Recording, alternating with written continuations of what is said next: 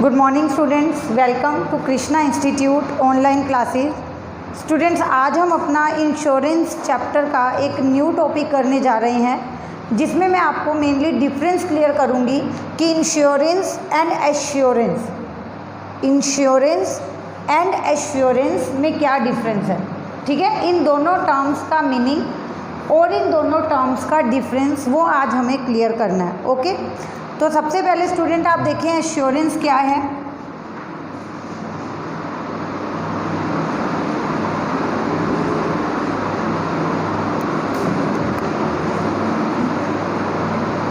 This term is mainly related with life insurance. Assurance term जो है वो mainly use कहाँ होती है? एश्योरेंस टर्म जो है वो मेनली कहाँ यूज़ होती है? लाइफ इंश्योरेंस के केस में। ठीक है स्टूडेंट्स, लाइफ इंश्योरेंस में क्या रहता है कि आपको जो है रेगुलर पेमेंट करनी पड़ती है प्रीमियम की। उसके बाद whenever there is happening of any event, ठीक है, उस टाइम पे आपको कॉम्पनसेशन का अमाउंट मिल जाता है।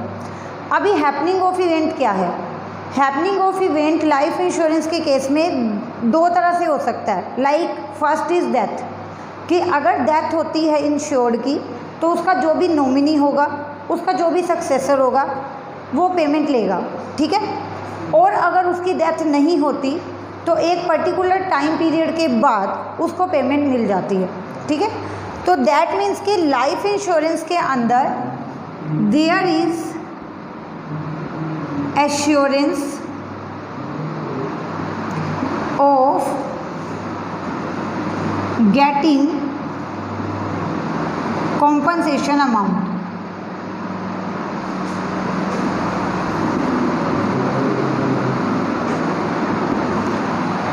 लाइफ इंश्योरेंस के केस में आपको कंप्लीटली एश्योरेंस दी जाती है कि आपको कॉम्पनसेशन का अमाउंट मिलेगा। That can B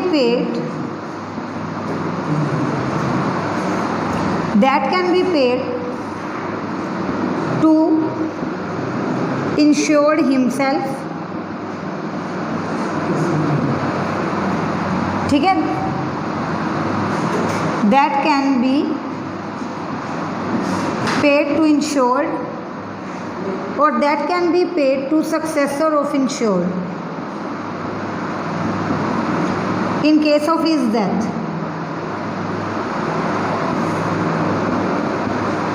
simple, life insurance के केस में आपने इंश्योरेंस करवा रखा है तो या तो उसका पैसा आपको मिलेगा या फिर आपके सक्सेसर को मिलेगा अगर आपकी किसी भी मिस हैपनिंग की वजह से डेथ हो जाती है तो। दैट मीन्स कि मेनली यहाँ मेन टॉपिक क्या है, यहाँ पे टाइम मेन है कि किस टाइम पे कॉम्पनसेशन अमाउंट पे किया जाएगा, वो यहाँ डिसाइड करना है। ये श्योर है कि आपको कॉम्पनसेशन मिलेगी। ओके, तो इसी लिए क्या वर्ड यूज़ किया गया है? एश्योरेंस। एश्योरेंस का मतलब आपको एश्योर किया जा रहा है you will get payment, you will gate amount of compensation, वो फॉर श्योर है। बट मिलेगा क्या, वो टाइम डिसाइड किया जाता है कि इन केस अगर इंश्योर्ड की डेथ हो जाती है तो उसका जो भी नॉमिनी, उसका जो भी सक्सेसर है वो पेमेंट उसको मिल जाएगी।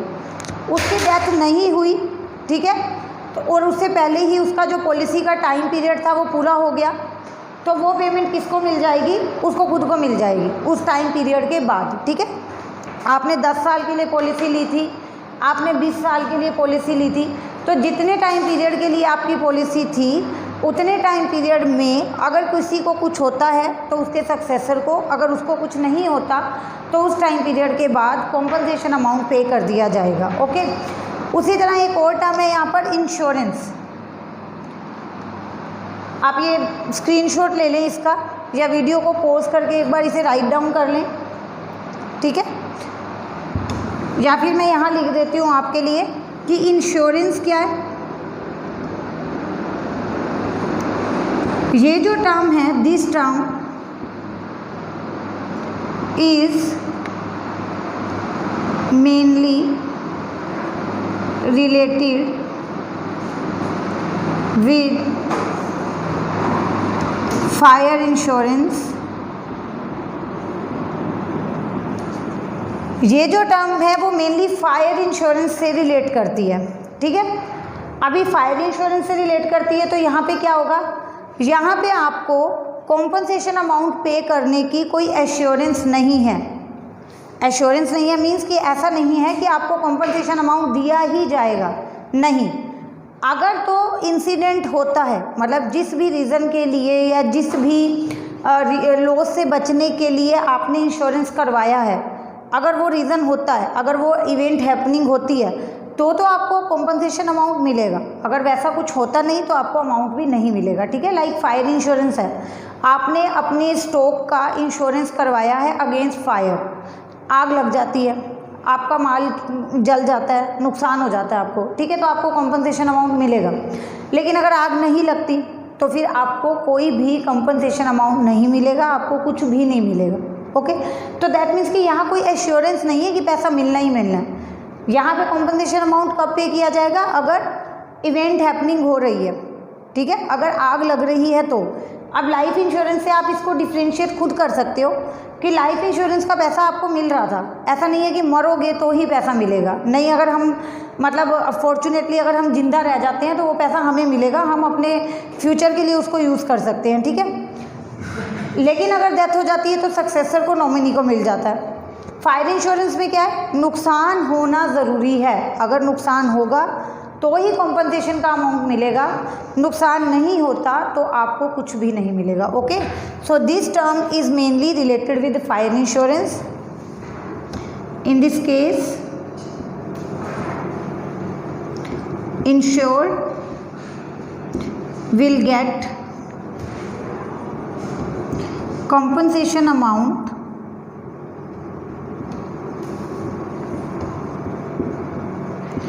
against loss of goods or property due to fire।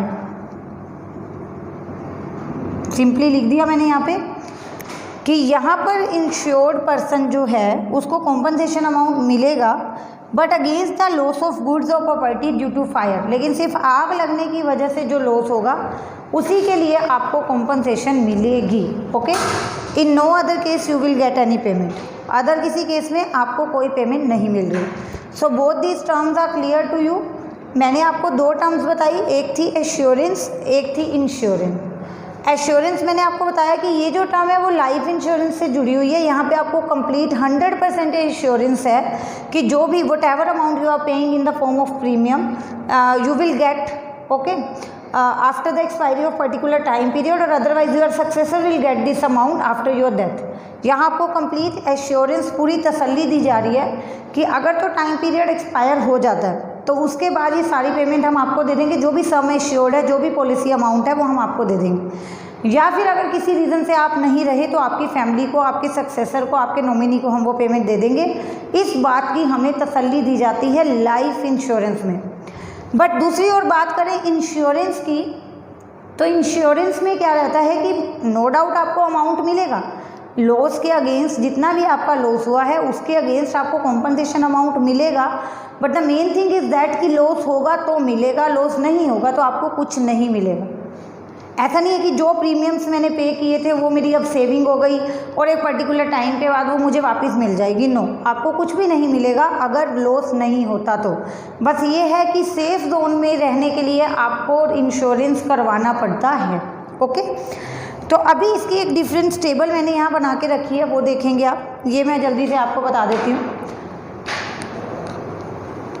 Her video में जब भी मैं इस तरह से आपको कभी डिफरेंस करवाती हूँ तो मैं आपको बार बार यही बात कहती हूँ कि इसी तरह से प्रेजेंट करना है आपको। डिफ्रेंशिएशन जो है वो आपको ऐसे ही शो करना है, ठीक है, एक टेबल बनाकर जिसमें कुछ बेसिस ऑफ डिफरेंसेस होंगे कि किन बेस पे हम दो टर्म्स का डिफरेंस कर रहे हैं। फिर हम फर्स्ट टर्म को रिप्रेजेंट करेंगे और फिर हम सेकंड टर्म को रिप्रेजेंट करेंगे। तो ये जो प्रेजेंटेशन है, ठीक है, वो आपकी अच्छी लगती है। कई बच्चे होते हैं रफली पहले सब इंश्योरेंस के बारे में लिख दिया, फिर एश्योरेंस के बारे में लिख दिया, तो चलो जी हो गया डिफरेंस। नहीं, आपको डिफरेंस के लिए मैं यही बोलूँगी कि आप हमेशा इस टेबल में उस चीज़ को रिप्रेजेंट करें ताकि आपको मार्क्स अच्छे आएँ। अभी इंश्योरेंस और एश्योरेंस में देखो हमारा फर्स्ट पॉइंट क्या है, रिलेटेड विद, किस चीज़ से रिलेटेड है।